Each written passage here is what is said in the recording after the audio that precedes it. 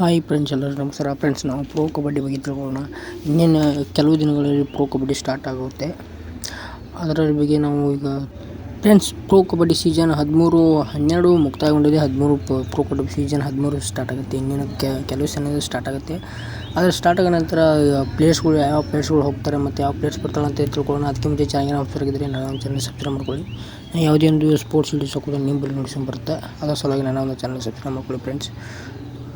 Friends, Ali Riza ಅವರು ಇದೊಂದು Bengaluru Bulls ಟೀಮ್ನಲ್ಲಿ all-round player ಅಂತಲೇ ಹೇಳ್ಬೋದು. ಯಾಕಂದರೆ ಅಲಿ ರಿಜಾ ಅವರು ಎಲ್ಲ ಆಲ್ರೌಂಡ್ ಪ್ಲೇಯರ್ ಆಗೋದ್ರಿಂದ ಅವ್ರಿಗೆ ಅವರ ಆಲ್ರೌಂಡ್ ಪ್ಲೇಯರ್ ಆಗೋದ್ರಿಂದ ಈ ವರ್ಷ ಬೆಂಗಳೂರು ಬುಲ್ಸ್ ಟೀಮ್ನಲ್ಲಿ ಅವರು ಒಳ್ಳೆ ರಿಟರ್ನ್ ಆಗ್ತಾರೆ. ಯಾಕಂದರೆ ಆಲ್ರೌಂಡ್ ಪ್ಲೇಯರು, ಯಾಕಂದರೆ ಒಂದು ಟೀಮ್ನಲ್ಲಿ ಒಂದು 3-4 ಪ್ಲೇಯರು ಅವರು ಆಲ್ರೌಂಡ್ ಪ್ಲೇಯರ್ ಇರಬೇಕಂದ್ರೆ ಒಂದು ಟೀಮ್ನು ಮೇಂಟೈನ್ ಮಾಡೋಕ್ಕೆ ಆಗೋದು ಸಾಧ್ಯ.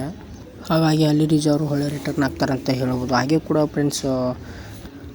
ಫ್ರೆಂಡ್ಸ್ ಈ ದೀಪಕ್ ಅವರು ಕೂಡ ರಿಟರ್ನ್ ಆಗ್ತಾರೆ ಹೊಳ್ಳಿ ಬೆಂಗಳೂರು ಬುಲ್ಸ್ ಟೀಮ್ನಲ್ಲಿ.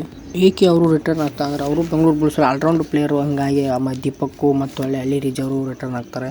ಯಾಕಂದರೆ ಆಲ್ರೌಂಡ್ ಪ್ಲೇಯರು ಒಂದು 2-3 ಪ್ಲೇಯರ್ ಇದ್ರೇ ಒಂದು ಟೀಮನ್ನು ಕಂಟ್ರೋಲ್ ಮಾಡೋಕ್ಕೆ ಆಗೋದು. ಯಾಕಂದರೆ ಯಾವುದೇ ಥರ ಒಂದು ಸ್ಟ್ರಾಂಗ್ ಪ್ಲೇಯರ್ ಅವರು ಅಪೋಸಿಟ್ ಬಂದರೆ ಪ್ಲೇಯರ್ ಹತ್ತಿರ ಆಡ್ಬೋದು. ಹೀಗಾಗಿ ಅವರು ಕೂಡ ಒಳ್ಳೆ ರಿಟರ್ನ್ ಆಗ್ಬೋದು. ಈಗ ಆಲ್ಮೋಸ್ಟ್ ಎಲ್ಲ ಪ್ಲೇಯರ್ಸ್ಗಳು ಕಮ್ಮಿ ಹೊರಗೆ ಹೋಗಲ್ಲ, ಒಂದು ಕೆಲವು ಜನ ಅಷ್ಟೇ ಏನಾದ್ರು ಹೋಗ್ಬೋದು.